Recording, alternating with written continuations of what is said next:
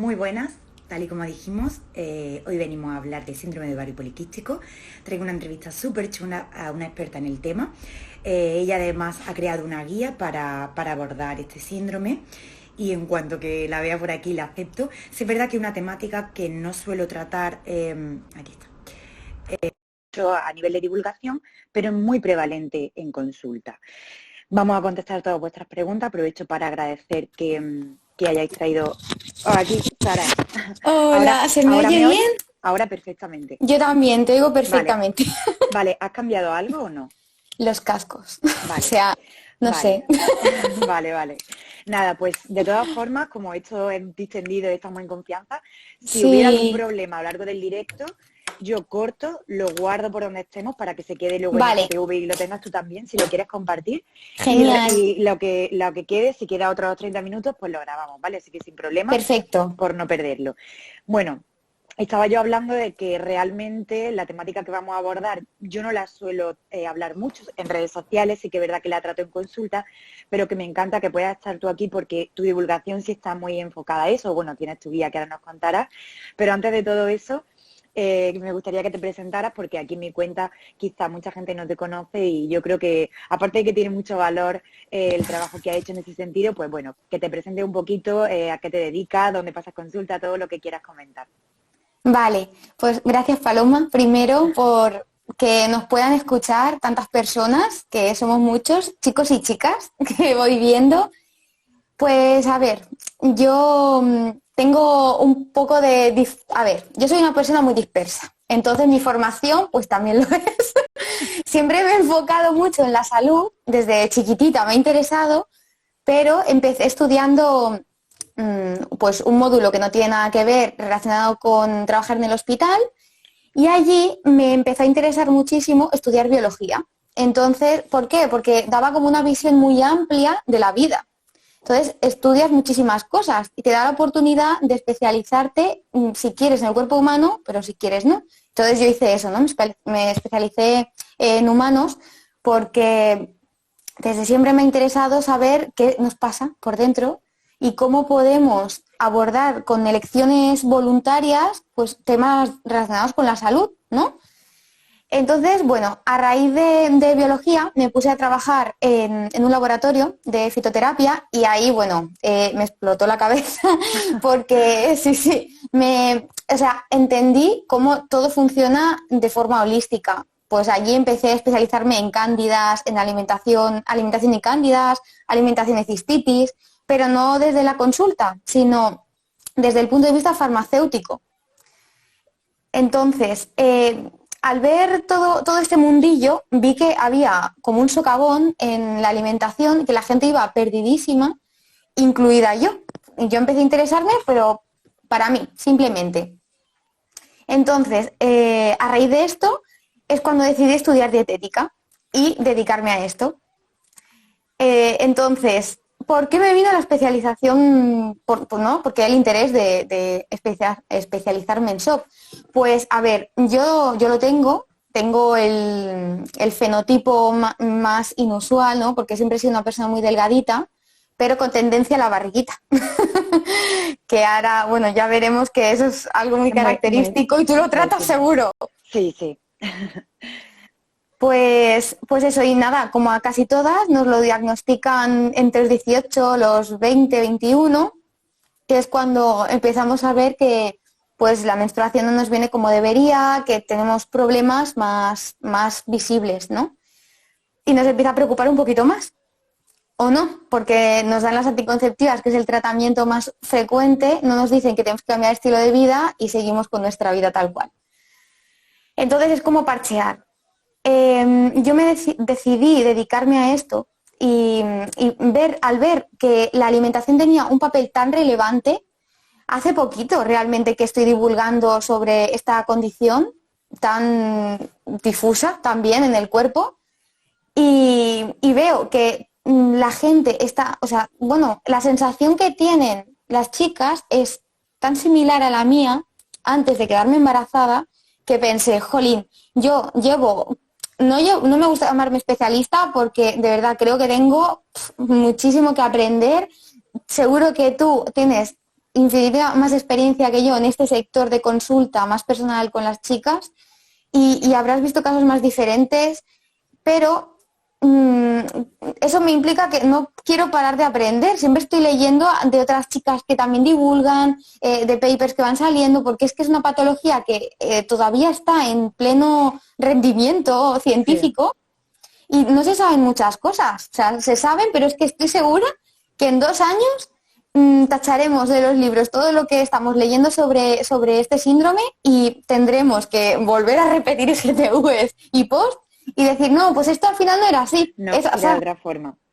Realmente, como has dicho, sí que es cierto que las personas que estudiáis biología tenéis una visión muy global, precisamente pues de todos esos aspectos, luego aunque haya cierta especialización en humanos, pero sí considero que es una base súper buena para aprender sobre fisiología.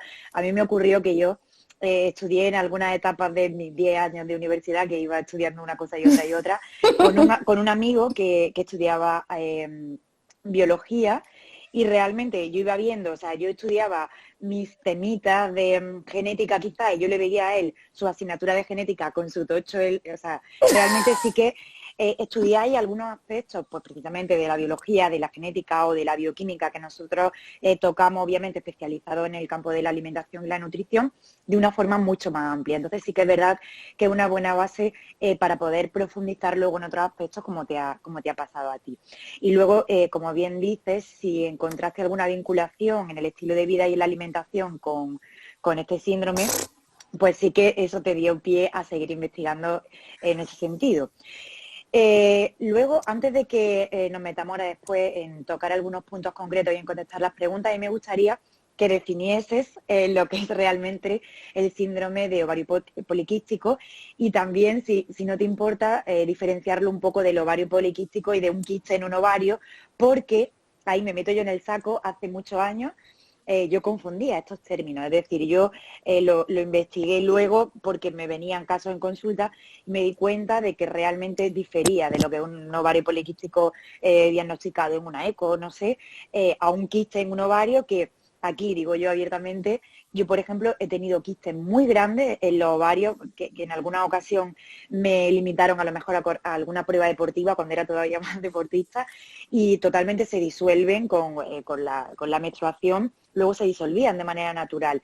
Y esto sí que yo lo he tenido en consulta, hablándole un poco de mi experiencia propia a algunas chicas, que realmente que tenga un quiste en el ovario, se observa un poco que si hay que tratarlo o se va con el mismo proceso la mujer, que fue mi caso, ya te digo, el mío fue bastante grande y por supuesto imagínate, claro, sin llegar a ninguna cirugía, sí con la precaución en aquel momento, mi muy deporte era muy bien. de impacto y sí que es verdad que hay riesgo en ese sentido. Pero bueno, esto es como un poco aparte en relación a este síndrome, pero que el paciente lo confunde y el público general o incluso los profesionales lo confundimos. Y luego un pequeño asterisco que voy a dejar para que no se me olvide luego, es que yo, de las preguntas que me han llegado, que he seleccionado 9, ahora he apuntado 10 porque había una pregunta en relación a la alimentación y las cándidas que yo no la había introducido porque digo, bueno, se sale un poco, pero recordarte que si nos da tiempo y te apetece comentar algo al final, porque también, aunque no vaya exactamente con la temática, recibo muchas preguntas en relación a la alimentación y las cándidas, luego de última a última la contestamos, ¿vale? Perfecto, porque es súper importante, y más ahora en verano. Exacto, pues luego al final la tocamos, espero que nos dé tiempo. Vale, Pues defínenos un poco en qué consiste el síndrome de ovario poliquístico, lo diferenciamos de las otras condiciones. vale. A ver, de forma muy sencilla, para que todo el mundo lo pueda entender. Pues vamos a empezar por el más sencillo, que es el que, bueno, sencillo, a ver, el que te pasó a ti, ¿no? Que es un factor, simplemente.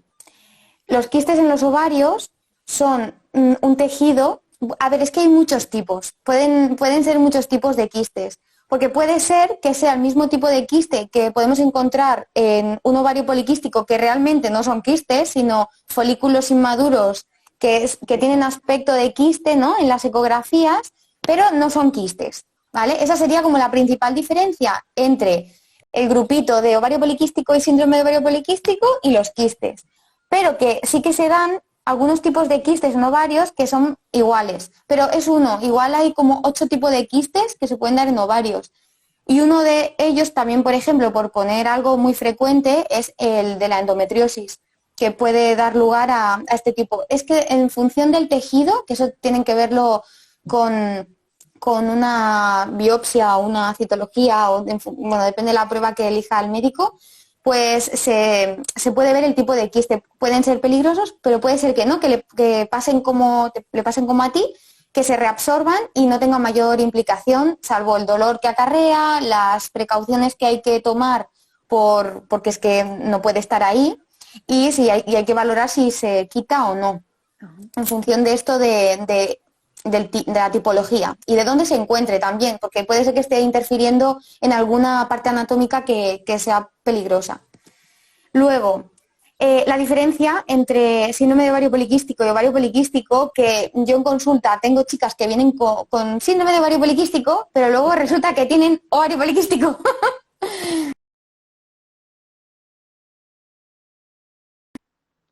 Me ha quedado. ¿Ahora? ¿Que ha salido que estaba cargando tu imagen? Sí. Sí, ahora igual me he pasado con la tuya. No, me había quedado en que te Vale. llegaban chicas Sí, con ese síndrome de ovario poliquístico y en que luego realidad, no es. exacto, Que a ti te pasa seguro. exacto.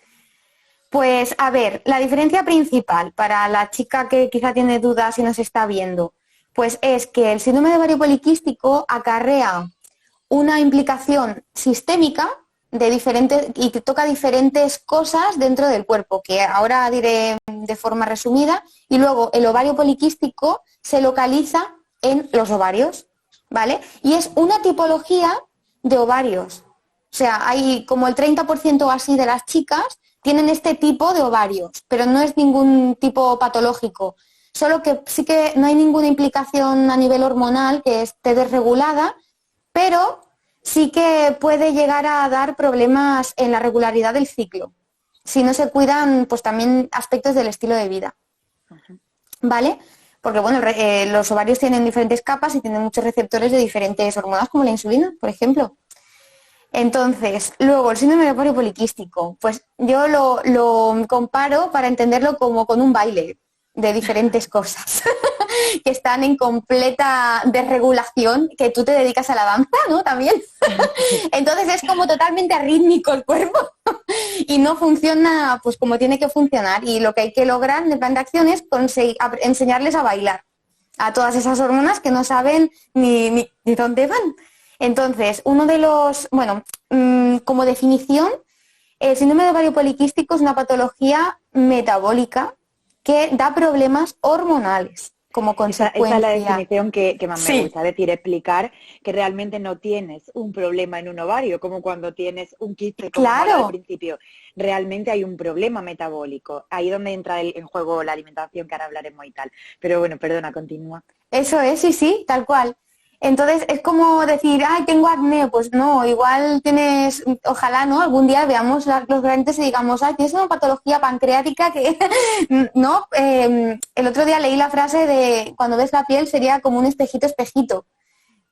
A ver, ¿qué es lo que tengo, ¿no? Por dentro, pues esto nos pasa mucho con el síndrome de ovario poliquístico, que la primera cosita que vemos que está fallando es la regularidad menstrual o suele ser que esto lleva a ir al médico y el médico nos ve los quistes, pero no en todas, porque hay un patrón de diagnóstico que puedes cumplir dos de los tres criterios que ahora mencionaré, puedes cumplir los tres, pero si solo cumples uno no sería como tal síndrome de ovario poliquístico, puede haber otra cosa que de fondo que esté ahí fallando, pero los tres criterios son o que tengas oligomenorrea o anovulación o ciclos anovulatorios o que tengas directamente amenorrea. Luego, que tengas hiperandrogenismo y puede ser clínico, que esto significa que se ve directamente, las chicas igual no lo detectan y lo leen por ahí, no saben lo que es. Y luego puedes tenerlo bioquímicamente en analítica, que ahí hay mucha confusión porque muchas veces no pedimos los valores que realmente necesitamos para valorar si hay un síndrome de ovario poliquístico. Pero Y bueno, perdona, Sara, sí, dime. ¿podrías decir concretamente, porque es una pregunta muy frecuente, Sí, qué valores quizá deberían solicitar Sí, alguna chica que sospeche que puede haber algo así, qué valores mirar, qué valores solicitar o que pues en mira, definitiva cómo identificarlo a nivel analítica, sobre todo ese hiperandrogenismo. claro, pues mira, a ver, a mí no solo me gusta pedir valores que detecten el hiperandrogenismo, también siempre, siempre, siempre recomiendo que valoren si tienen resistencia a la insulina para detectar un posible. Iba por eso. Eso, pues y la insulina, o sea, es que lo primero que digo es la insulina, que no suelen dártelo por la seguridad social porque es un análisis bastante caro Ujú. y entonces no te lo suelen dar, pero bueno, hay otros indicativos, si la persona no puede ir a un privado, que debería, porque es un aspecto importante, podemos ver también, se puede solicitar un test de tolerancia a la glucosa, que esto solo suelen hacer a embarazadas. Se puede también ver la glucosa en ayunas o postpandrial. También, así también podemos detectar el índice HOMA, HOMA.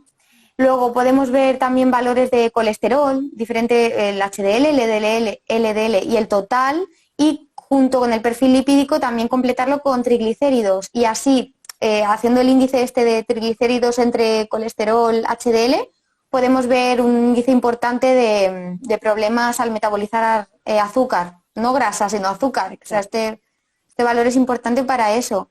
Ahí voy viendo cosas que me van escribiendo y quiero atender No, y no no te quiero seguir. preocupes, no te preocupes. Digo, tú hablas porque Vale, realmente perfecto. yo voy mirando un poco si hay algo así que me Vale. dices, no, simplemente que habían preguntado si la vamos a dejar guardada. Sí, yo creo que la Ah, vamos a subir las genial. dos. Como ahora te permite, esto de los directos que se Ay, borraban sí. a las 24 horas, se fumó. Horroroso.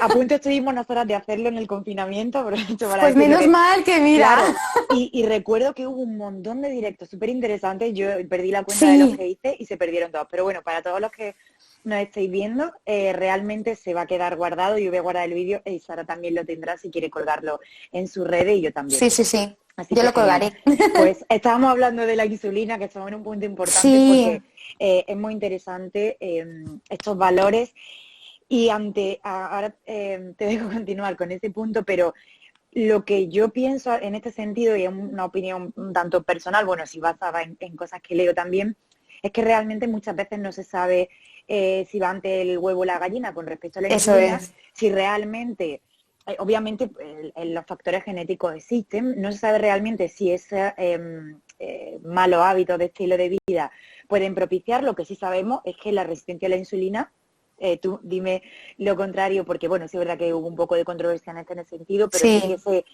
se podría determinar que puede ser causa, es decir, eso es. entonces hay que tener en cuenta que nuestro patrón de estilo de vida sí que va a estar muy relacionado con la prevención, con el tratamiento, con la mejora, etcétera. Entonces, sí que, como estabas diciendo, ese valor a revisar a nivel de la analítica. Hay veces que, eso lo habían preguntado también, después lo veremos en relación al peso, a la barriga, al porcentaje de grasa, que está muy bien los porcentajes de grasa, el peso y tal, pero yo iríamos más a valores concretos.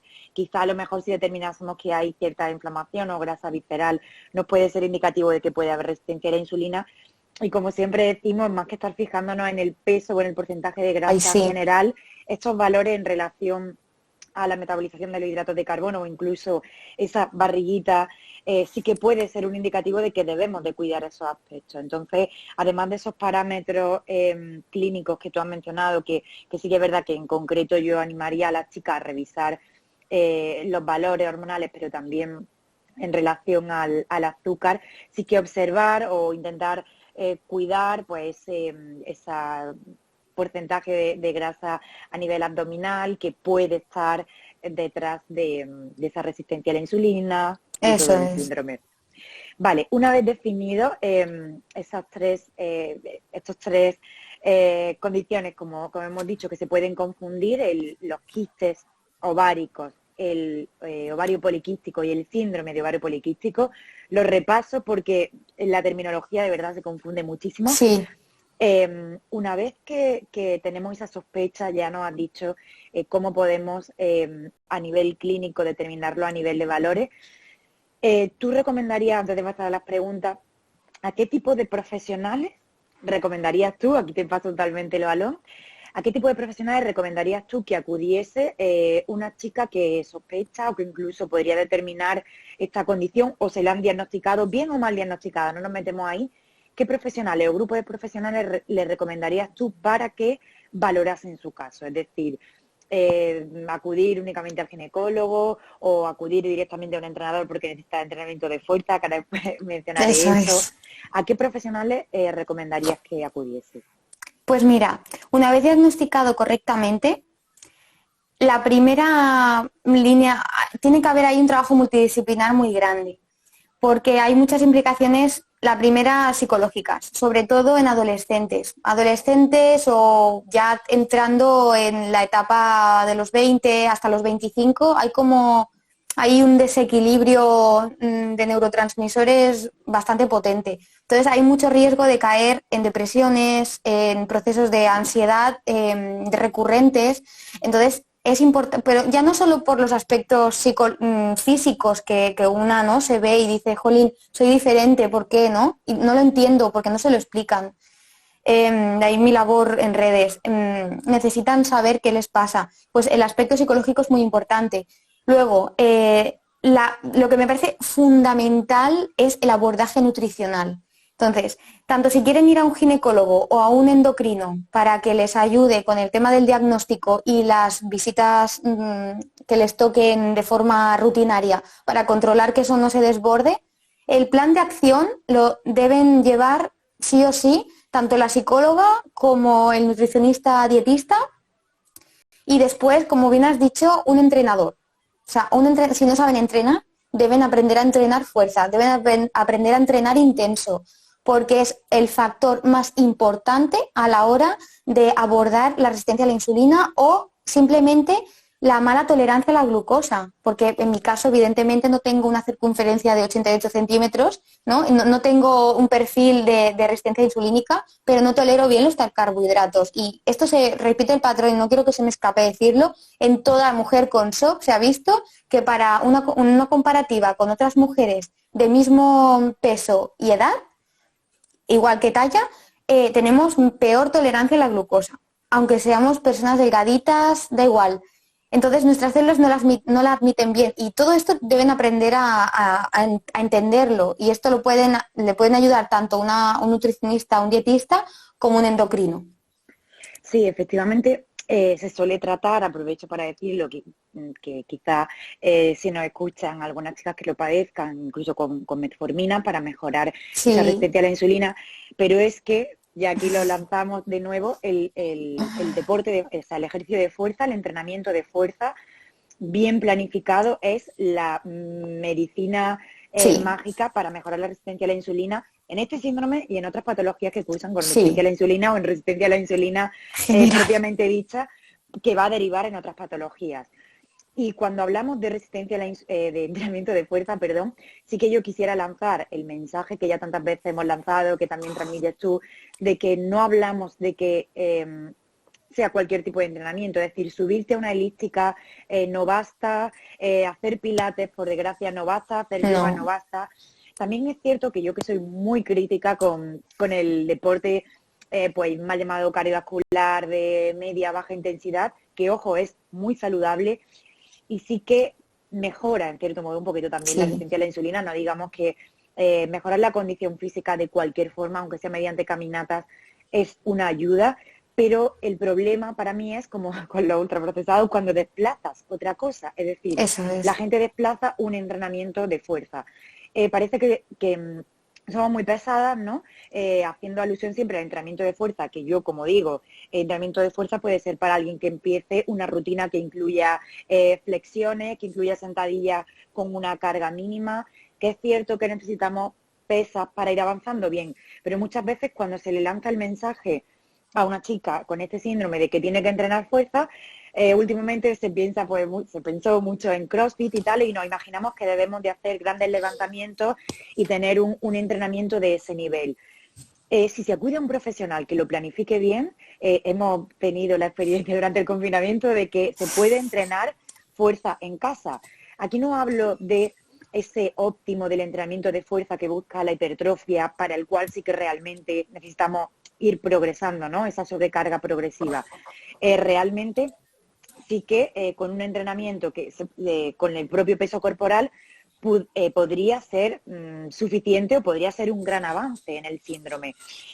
Para ello, como hay tantísimas opciones, como hemos visto, de verdad, yo insisto en el tema del confinamiento y seré yo que me he empapado de todo temas de entrenamiento, pues no eres me la dio única. tiempo, claro, me dio tiempo hasta matricularme para ser entrenadora, si Dios quiere, en 2 años, porque claro, estaba Qué loca bien. y me dediqué a estudiar y a ver muchas más cosas en el sentido, bueno, porque me gusta, pero de verdad insistir en que al igual que ya se asiente a lo mejor el ir al fisio cuando lo necesita o el acudir al psicólogo o la psicóloga cuando se necesita, contratar los servicios de un entrenador o de una entrenadora personal, que siempre aludimos a que no hay tiempo, pues de verdad, hoy día hay entrenadores que te planifican tu sesión para que en casa, en tu parque, en tu gimnasio lo realices.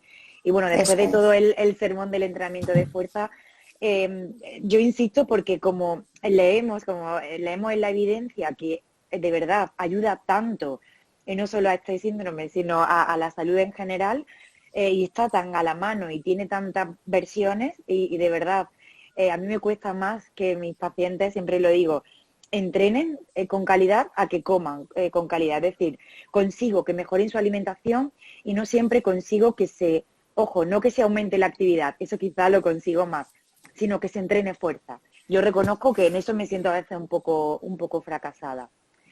Entonces, bueno, decir que en realidad es cuestión de priorizar ese entrenamiento una vez sabido esos Eso es. beneficios. Y bueno, Sara, que yo me enrollo mucho como me des pie. Si Tranquila, te quieres, entiendo. si quieres lo que hacemos, como habíamos hablado, habíamos lanzado las dos para que tanto sus seguidores, su seguidora y las mías nos lanzaran preguntas. Primero haces tú las tuyas, ¿vale? Las preguntas que te han llegado a Vale. ti las contestas un poquito aquí a viva voz. Mira, Y luego, como digo, me las he yo también apuntado todas para que no se me escape ninguna y no me preparo ninguna respuesta yo porque la niña no me ha dejado. yo me la he apuntado también, eso es mejor, para que salga lo que salga. Claro, será Y bueno, improvisado. luego, porque no me acuerdo si coincidían algunas, bueno, si alguna coincide, pues hacemos alusión a que ya está contestada. Yo, como digo, tengo 10, ¿vale? Así que bueno, Vale. empieza tú con las que te Sí, han llegado. vale. Yo tengo 12 recopilado, pero bueno, serán resumidas. Y si no, me haces así Vale, y ya está vamos a el cambio. intentar que sea, como dijimos, 10 minutos tú, 10 minutos tú Vale, con tus preguntas. Vale, yo te voy a hacer. perfecto. Perfecto. Como, Vale, como, la en las, primera, como en las ponencias. claro, igual, Claro, igual, una igual. libreta o algo. Vale, la primera, carbohidratos si entrenas fuerza y tienes SOP. Bueno, primero bravo si entrenas fuerza y tienes SOP, porque ya has conseguido mucho. Entonces, carbohidratos. Mira, los carbohidratos no son necesarios para nadie. El hígado es capaz de fabricar no sé si era un 300% si no comes azúcar en tu día a día. O sea que somos muy capaces de muchas cosas, el cuerpo humano, que hemos perdido la confianza en él. Y a ver, si quieres mejorar y quieres aumentar masa muscular, sí que se ha visto que si tienes un superávit de carbohidratos en lugar de grasa, sí que mejoras un poquito más, ¿no? Pero no es necesario. Entonces, el otro día lo estuve viendo en un vídeo de David Marchante, o sea que es de fiar, con unos 100 gramos de carbohidratos ya tienes una mejora. Esto igual mucha gente no sabe en proporciones lo que es, pero tampoco es mucho más allá de las 3 frutas recomendadas, que la meto ahí en el grupo por el tema en el que estamos, y el posentreno que tomes. O sea que tampoco es comer carbohidratos en cada comida. Más o menos. No me quiero extender mucho más. Nutrición en SOP / ovario poliquístico. Como hemos dicho, no tiene la misma condición metabólica ni endocrina. Entonces, la nutrición del síndrome de ovario poliquístico debe ser un poco más abordada por un especialista para que simplemente al principio aprendas a comer en función de cómo te sientes y tus necesidades. Entonces, yo por lo que he visto en consulta funciona muchísimo mejor, no una cetogénica, sino una dieta baja en carbohidratos, más alta en grasas y si queremos una pérdida de grasa, pues más elevada en proteína, pero tampoco excesivamente, con 1,8 o 2 gramos, ¿no?, por kilo de peso ya vamos muy bien, alrededor de un 25%, ¿no?, de la dieta, más o menos. En cambio, en un ovario poliquístico no necesitas un abordaje nutricional como tal, pero sí que tienes que cuidar, igual toleras perfectamente los carbohidratos, si te sientan bien, perfecto, puedes seguir con ellos, si no, que sepas que no son obligatorios de consumir, que no mucha gente le sientan bien, así que importante decirlo. Sí, una cosa, Sara, Dilo, porque dilo. me parece estás hablando de 100 gramos de carbohidrato y carbohidrato en general, y yo creo que el problema es que El la tipo, ¿no? población sigue entendiendo carbohidratos, arroz, Pasta, pasta, arroz, pan, vale. claro. Y sin embargo, yo tengo una norma, bueno, en base también a la experiencia, esos 100 gramos de carbohidratos, porque claro, es muy diferente hablar, como que también lo has dicho, de una dieta Sí, tipo cetogénica o muy, muy baja en carbohidratos a una baja moderada en carbohidratos que pudiera ser así. Yo cuando planifico menús que con verdura, cantidades ingentes de verdura y ensalada, con su fruta en el desayuno, en la comida, en la cena, y bueno, una alimentación en la que los carbohidratos provengan precisamente de verdura, de fruta y tal, no suele, es muy complicado que sea elevada en carbohidratos. Entonces, no estamos hablando de que se eliminen por completo los carbohidratos ni de que se eliminen esas fuentes concretas de carbohidratos que pues, son por otro lado muy saludables, sino de que yo lo llamo fuentes concentradas de carbohidratos, ese arroz blanco o el pan o cualquier otra harina, son los que en realidad no le encuentro tanto beneficio cuando se da este síndrome. Tendría que hacer un paréntesis, como hemos dicho, que bueno, en realidad hay que individualizar y personalizar mucho todo, a ver qué tipo, si estuviéramos delante de una super deportista que incluye claro, en su planificación deportiva entrenamiento de fuerza, pues seguramente es que la condición de su síndrome de ovario poliquístico esté ya mejorada precisamente porque si es deportista, su resistencia a la insulina va a estar casi exacto. subsanada. Entonces, cuidado con esos matices porque la gente enseguida empieza a asumir como que le estamos recomendando que suprime todos los carbohidratos y Sí, no, no, es que no. la población es sedentaria y abusa de fuentes de carbohidratos muy concentradas, que luego Eso es. en dietética deportiva son utilizadas para el deportista.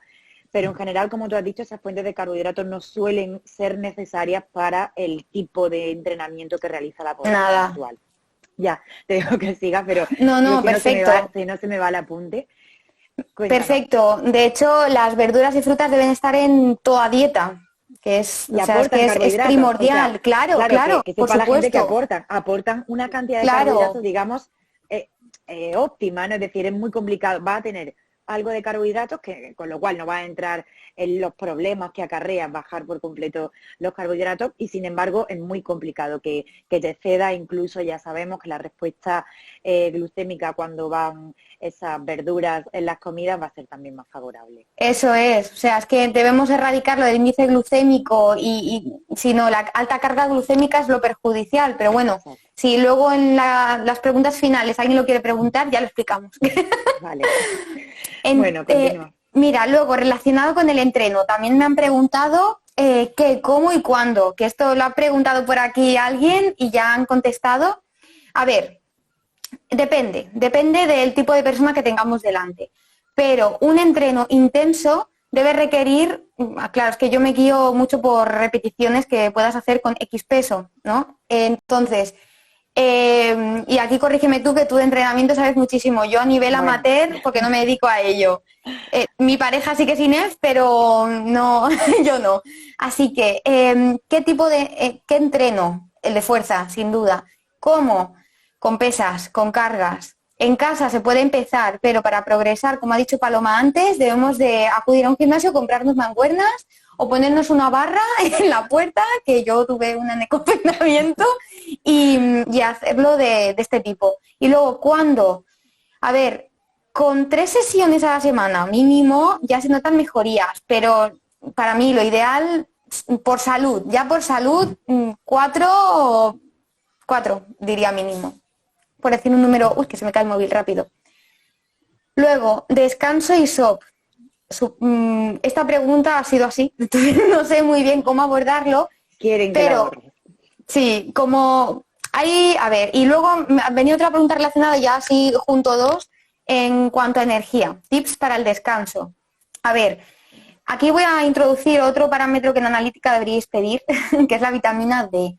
La vitamina D o vitamina solar, que no solo es esa vitamina importante cuando nos da el sol, se fabrican otro tipo de moléculas, o sea, no solo la suplementación con vitamina D va a suplir el que nos dé el sol, pero bueno, la vitamina D favorece el descanso y es muy común encontrar en chicas con SOP déficits de vitamina D. Además de la población general, tanto con hipotiroidismo como con SOP, se encuentran bastante predisposición a este déficit de la vitamina. Entonces, un tip para el descanso: valora en tu analítica los niveles de vitamina D post-COVID, es súper importante porque están por los suelos. Y luego otros tips serían, pues mira, como Paloma, que no tiene tele. No ver la tele antes de dormir. De verdad, hace muchísimo daño, muchísimo. Y luego, como también hay alteraciones neurológicas, que no son muy alarmantes en SOP, si cuidamos el estilo de vida, pues también puede afectar a melatonina, serotonina, porque van muy relacionadas en cuanto a día y noche, las dos. Y bueno, es que esto daría para mucho. Entonces, si queréis luego que indaguemos más, mira, ¿cómo mejorar vitamina D con alimentación? Pues comiendo alimentos con vitamina D, pero sí que, es que es muy pequeño el rango. O sea, igual es que es un 10% la vitamina D de la alimentación. En el confinamiento, no sé cuántos periodistas me abordaron con este tema y por tanto revisé un poco así de evidencia. Es que con la alimentación, bueno, sobre todo si hay ya una deficiencia instaurada, si alguien, si la ha mirado en analítica, que yo lo he pedido a pacientes, como tú decías y tal, si hay una deficiencia instaurada mediante la alimentación, poco podemos hacer. De rutina vamos a intentar exponernos al sol, aunque sudemos, como estoy yo ahora.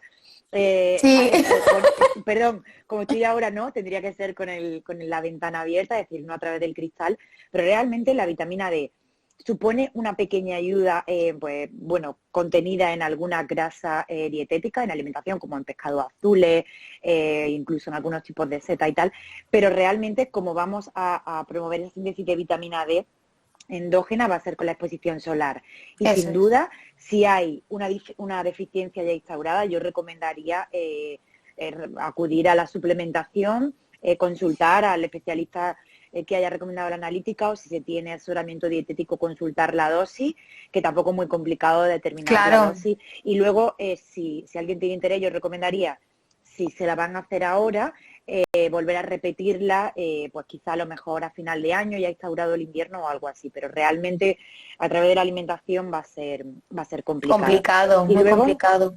Que no se me... vale, que te han preguntado sobre descanso y no nos olvidemos, hemos hablado del síndrome de ovario poliquístico como condición metabólica alterada y la falta de descanso reparador, de sueño en general, altera, o sea, esa resistencia a la insulina. Por tanto, puede ser también causante el estrés, causante agravante, el estrés, la falta de sueño, de esa resistencia a la insulina y todo eso agravar, hacer que debute en definitiva ese síndrome de ovario poliquístico, ¿vale? Hay una relación muy, muy, muy estrecha entre ambos. Eso es, perfecto apunte, sí, totalmente. Vale, voy a seleccionar las preguntas más importantes y a unir respuestas. Vale, me han hecho dos preguntas relacionadas con la caída capilar y luego otra al SAP-palmetto. Entonces voy a unir las dos. Es un suplemento como estrella porque se han visto, a ver, es que influye en la aromatasa, que es una enzima, ¿no?, que convierte unas hormonas en otras. Y entonces se ha visto muchísima evidencia que en mejoras tanto de la alopecia androgénica como del acné hormonal, porque influye a nivel local y sistémico de la conversión de testosterona. Entonces, bueno, en la fabricación del sebo y demás. Y una pregunta muy interesante era si debo tomarlo para siempre o cuándo dejarlo. Esta pregunta es muy complicada de decir por aquí, porque habría que ver analíticas, habría que ver el grado de, no sé si tienes acné, de hirsutismo, porque hay grados de hirsutismo con una escala concreta. Entonces es súper complicado de decirlo porque la tendencia siempre va a estar, siempre. Entonces no te puedo decir 3 meses, 1 año, ¿sabes? Es complicado. Luego, y ya voy a dejarla la última, si no, quiero que contestes tú las tuyas. ¿La dieta vegetariana mejora el SOP? A ver, yo soy vegetariana desde hace 1 año y no mejora el SOP. O sea, no hay una dieta que digas es la dieta del SOP, ¿vale? No existen las dietas para una patología. Existen las dietas para ti y para tu condición. porque parece que estamos como normalizando, no normalizando, sino encasillando dietas para todo. Y no hay dietas de un alimento, ni dietas para una patología, ni dietas de nada. Por eso existen nutricionistas y dietistas para personalizar las cosas. Entonces, no, una dieta vegetariana no mejora el SOP. Mejora el SOP una dieta rica en nutrientes, rica en fibra, rica en grasas, rica en todos esos ladrillos que tú necesitas para construir las hormonas que requieres, para que se armonicen esas hormonas y para que tu cuerpo funcione bien. Entonces, esa sería la respuesta, tanto dieta vegetariana como dieta keto, como dieta de todo. Ya está, que esto no quería que se me quedase el tintero porque es que es una pregunta muy frecuente. Como si hubiese una dieta determinada para abordarlo. Sí. Cuando yo aquí me gustaría puntualizar que, y así lo he estudiado también, que hay como síndrome de ovario poliquístico un poco saco, es decir, cada chica tiene un tipo de síndrome de ovario poliquístico, es decir, quizá hay que trabajar más unos aspectos una en otra, a su vez, por ejemplo, la resistencia a la insulina concretamente quizá está más o menos instaurada o hay una condición física en una persona u otra, o también aspectos a mejorar, de hecho que influyen en el abordaje del síndrome de ovario poliquístico, entrenamiento, alimentación, descanso, gestión del estrés. Quizá en alguna paciente hay que tratar algunos aspectos más que otros. Por Correcto. eso no va a haber una dieta determinada. Bueno, pongo aquí el ejemplo para que la gente me entienda que he puesto antes de la chica que ya entrena o de la chica deportista, ¿no? Es decir, esa dieta, su alimentación va a ser planificada de una forma diferente, quizá con algo más de energía y carbohidratos que la de una persona que es sedentaria. Obviamente, ahí sí que vamos a andar a hilar muy fino a tratar de mejorar esa resistencia a la insulina que otra paciente ya está haciendo un trabajo con ese entrenamiento de fuerza. Por tanto, no hay un patrón dietético determinado. Correcto. Y en este síndrome mucho menos. Eso es. Y ya está, no quiero... si tú quieres lanzar tus preguntas, que así tenemos para todas. Sí, las contestamos entre las dos, que eres tú mi invitada. Las 10 que tengo, algunas ya las hemos contestado de una breve alusión y ya está. Genial. En la primera, le he puesto además la primera, es preguntaba una chica sobre opciones para tratar el síndrome de ovario poliquístico alternativa a las anticonceptivas. Entonces, de todo, decir que sobre todas esas opciones alternativas baste directo, es decir, como habéis visto, nosotros no vamos ni podemos pautar un tratamiento con anticonceptiva. Precisamente de lo que venimos a hablar es de todos esos aspectos de la mejora del estilo de vida que pueden ayudar. Cuando te viene una chica que te pregunta precisamente sobre esa alternativa a la anticonceptiva, ¿qué le dices? Pues mira, lo primero es qué tipo de dieta haces, si hace deporte o no, porque es que creen que la alternativa a la anticonceptiva es otra pastilla y no es así. O sea, tú tienes un poder muy fuerte día a día en tus hábitos, mucho más potente que lo que te puede implicar una pastilla. Los suplementos aquí quizás no son el último empujón, sino que tienen que ir acompañados muchas veces, sobre todo los 3-6 primeros meses al dejar las anticonceptivas, necesitamos un poquito más de abordaje de suplementación, pero no solo tipo la que comento en la guía de abordaje hormonal, sino también, por ejemplo, la glutamina, porque el intestino está muy dañado, no solo por la toma anticonceptiva, sino porque como no sabes que tienes que seguir un estilo de vida concreto, tienes mucha permeabilidad y tienes diferentes síntomas que pueden revertirse incluso solamente solucionando el intestino. Entonces, pues te voy a decir una pregunta porque bueno, la dejo para el final, sí. Pero la han hecho y la tengo en pantalla. Venga, dime. Han preguntado precisamente sobre SOP e intolerancia alimentaria si están vinculadas y cómo la sensibilidad a insulina y cómo la sensibilidad, al gluten y la intolerancia a la lactosa pueden estar relacionadas en este sentido. Y ya lo estás mencionando tú, que digo, bueno, al final hablamos un poquito de intestino, pero explica tú a qué puede deberse esa relación. A ver, la relación no es que haya más susceptibilidad al tener SOP y entonces acarree problemas intestinales. A ver, lo principal aquí a comentar sería que en SOP hay ya una predisposición inflamatoria porque hay unos genes que ya te predisponen a ello y esto es muy importante. Hay una tríada genética en SOP y uno de ellos es la inflamación. Entonces, si tú ya tienes una predisposición inflamatoria y lo agravas con alimentos que están perfectamente estipulados en nuestro día a día y en nuestra cultura, como los lácteos y el gluten, pero que en personas que no están 100% preparadas, puede estar un 70% preparado para comerlo, pero no un 100%. Y si tú ya tienes una predisposición inflamatoria de base, lo vas a agravar. Entonces puede ser que cuando tú te des cuenta ya tienes la relación hecha de SOP e intolerancias o intestino. Pero es que el intestino es uno de los centros principales a todos los niveles, neuronal, hormonal.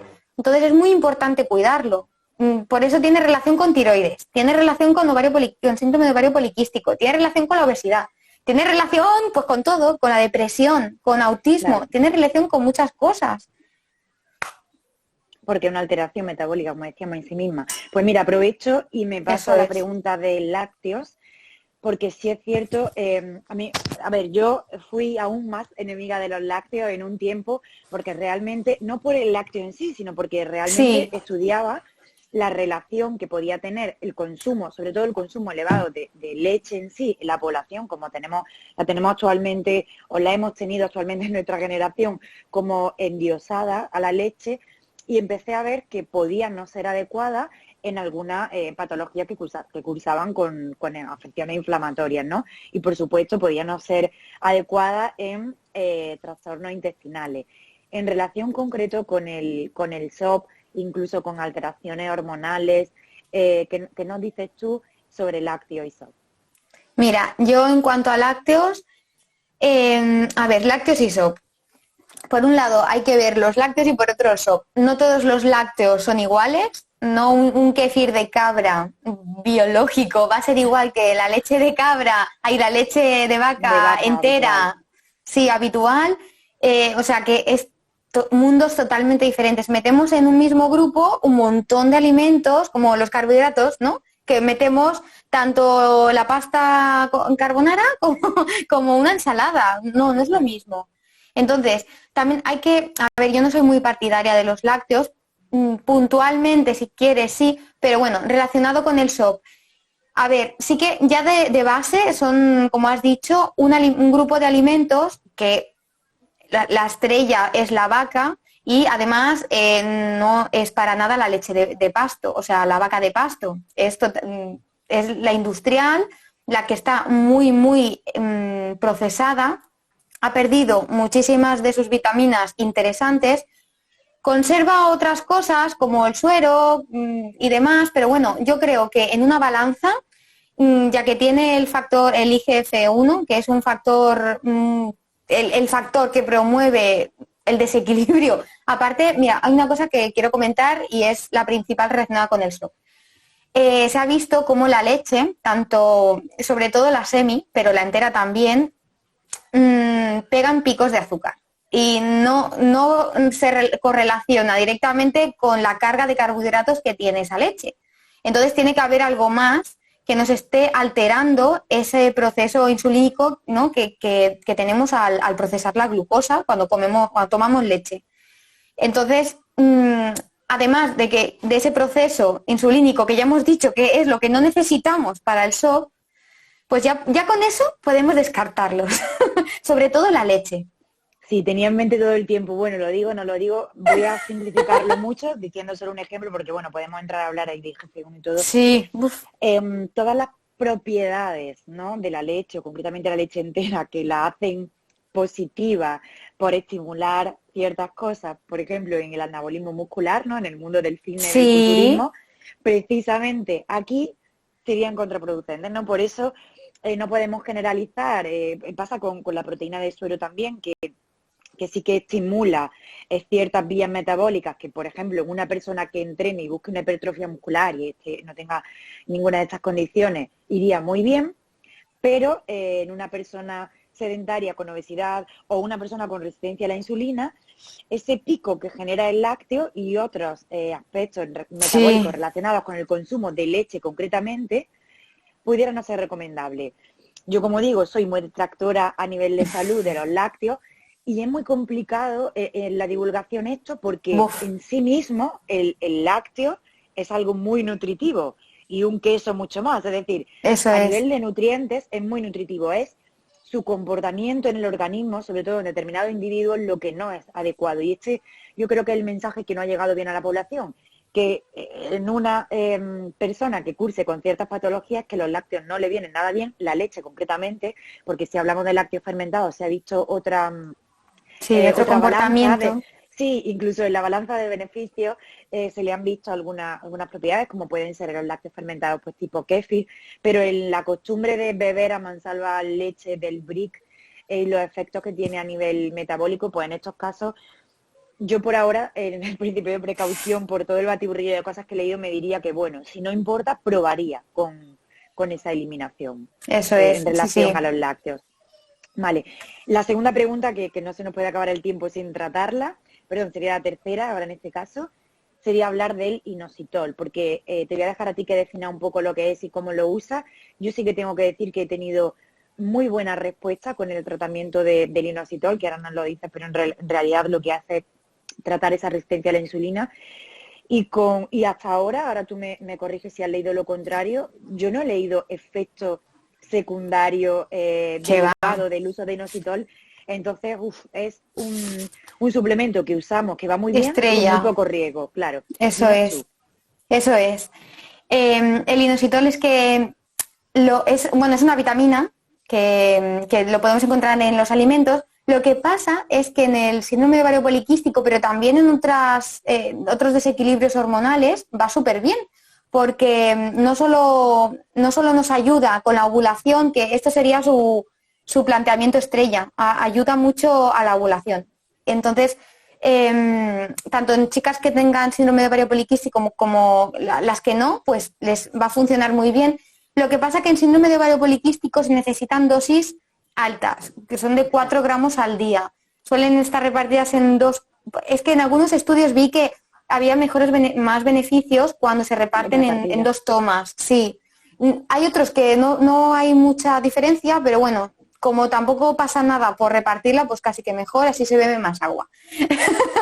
y, y en cuanto a suplementación con este producto, pues lo que tú dices, no se ha visto efectos secundarios.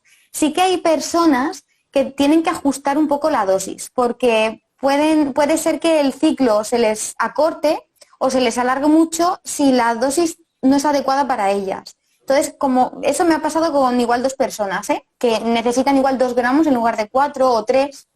Pero claro, de primeras lo aconsejable es empezar con 4 y esperar como entre 3 y 6 meses para ver resultados, porque si no es muy pronto, que la gente quiere las cosas para allá. Pero hay personas que igual te ha pasado que el primer mes ya les ha funcionado muy bien. Pues sí. Pues sin duda, si alguien nos está escuchando y quiere probar con la suplementación, ahora después dirás tú también dónde tiene información para poder realizarlo por sí misma, pero sí que es un suplemento que le damos el punto positivo. Hay una, dos, tres preguntas en relación a los carbohidratos que las voy a unir en una, porque hacen referencia a qué cantidad de carbohidrato por kilogramo de peso deben tomar y tal, y en definitiva vamos a simplificarlo de forma general en que en SOP se recomienda una dieta moderada, baja en carbohidratos, pero que va a Eso tener que ser es, individualizada. Algunas personas se van a beneficiar de bajar mucho los carbohidratos unido a ese entrenamiento de fuerza y posiblemente los podamos ir aumentando. eso es. Había una pregunta había una chica que me decía, tengo SOP y tomo 30-60 gramos de hidrato de carbono al día de hace 4 meses, pero me ha salido el colesterol total y el LDL elevado. Aquí habría que analizar muchas cosas, no podemos ahora entrar en preguntas de ese Correcto. tipo. Consumir 30-60 gramos de carbohidratos, la he tomado porque me parece interesante eso de los 30-60 gramos de carbohidratos al día. Eso es una dieta muy baja en carbohidratos, bien Sí, planificada, no voy a decir yo que pueda estar mal, puede ser un tratamiento que se lleve a cabo, pero tampoco lo veo viable a llevarlo a cabo para siempre, porque la veo, como digo, muy baja en carbohidratos, muy seguramente baja. restrinja mucho la verdura, y si ha salido alto el colesterol total o el LDL, puede ser por otras muchas causas, puede ser porque la Sí, dieta sea baja en carbohidratos, demasiado alta en grasa, aunque seguramente se debe a otras condiciones. Y luego eso había es. una pregunta, antes de pasar a la de las cándidas, bueno, antes quiero ir a la del deporte que preguntaban, decía una chica que le apareció síndrome de ovario poliquístico cuando aumentó de peso de 55 a 120 kilos. Esto es muy común. Y sí, ella pregunta si pierde peso y pierde grasa, si se eliminaría tal síndrome. Te la paso totalmente. Vale, a ver, hay un tipo de SOP, que esto, mira, es muy interesante. Hay un tipo de SOP que no es SOP, que es el tejido graso de por sí fabrica diferentes hormonas, ¿no? Y una de ellas es la testosterona. Entonces puede dar un falso SOP por ahí. Si engordamos mucho, podemos tener SOP. Podemos tener todo el cuadro de SOP y puede ser que como no tenemos SOP de verdad, real, porque no hay una base genética, no ha habido lo que tiene que haber a nivel de base, pues cuando pierdas ese peso dejarás de fabricar esa testosterona, perderás esa resistencia a la insulina que se te ha grabado, esto es lo más probable. Y entonces se reviertan toda la sintomatología que te está acarreando que parece SOP. Pero realmente no es SOP. Sí, me ha gustado eso del falso SOP, porque sí, es verdad que yo no sabía denominar esa condición que se da. Por ejemplo, esta chica ha duplicado su peso un poquito más, 55, claro, 110, 120 kilos, entonces es realmente muy elevado. Sí. Voy a contestar yo en un minuto la de actividad física y ejercicio y te dejo otro minuto para la de Cándida. Perfecto. La penúltima pregunta hace alusión a qué tipo de actividad física o de deporte hacer si tienes PSOP.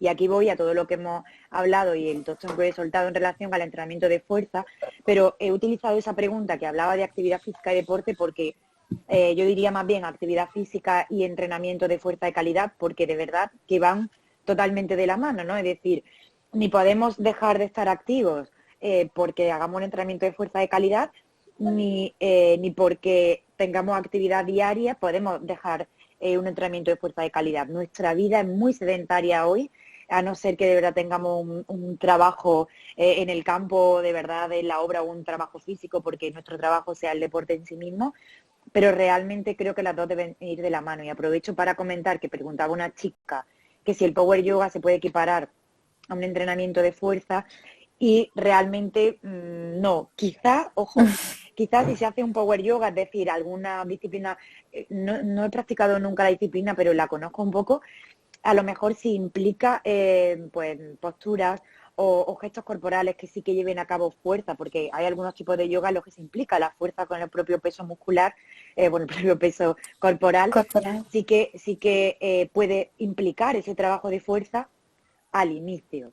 En el momento en el que una chica tipo yogi, pilates, que a mí me apasiona el yoga, de hecho yo soy hasta instructora de pilates, nunca ejerciente, me gusta realmente, pero te adaptas a ese tipo de ejercicio. El inconveniente es que yo le veo que están muy bien para complementar nuestra vida deportiva y de actividad física, pero realmente si tenemos poco tiempo no debemos dejar de lado el entrenamiento de fuerza, que por otro lado es muy eficiente en poco tiempo. Podemos realizar un entrenamiento de fuerza de mucha calidad en 20-30 minutos. ¿Que realmente luego debamos aumentar el volumen además de la intensidad? Pues sí, pero realmente creo que no se debe dejar de lado esa pequeña rutina de fuerza con la que de verdad se dé un estímulo.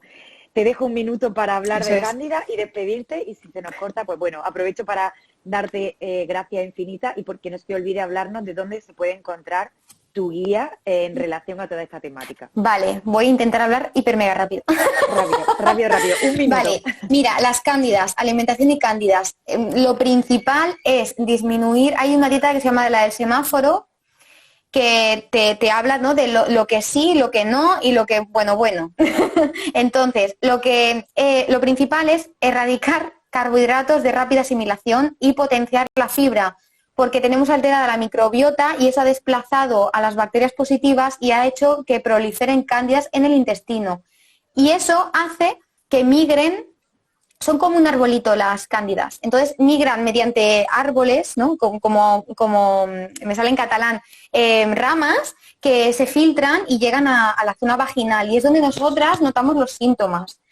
Pueden irse a la piel, pueden irse a la mucosa bucal, pueden irse a cualquier tipo de zona, incluso al cerebro, o sea, cuando ya está muy instaurada las cándidas. Entonces, el abordaje intestinal es fundamental y por eso la relación con la alimentación. Esto, pincelada, ¿vale? Vale. Luego, bueno, sí, ya para acabar, Muchas gracias, Paloma. No quiero que se me pase el agradecimiento por esto. Nada, mejor háblanos porque de verdad todo esto empezó porque tú me mandaste la guía para que echara un vistazo y me encantó y de ahí salió esta idea. Así que eso es. Dinos dónde se puede encontrar tu guía. Sí, bueno, yo escribí una guía específica para SOC y se puede encontrar en mi página web. Si entráis a mi Instagram, tenéis el link en mi bio directamente y ahora está en promo.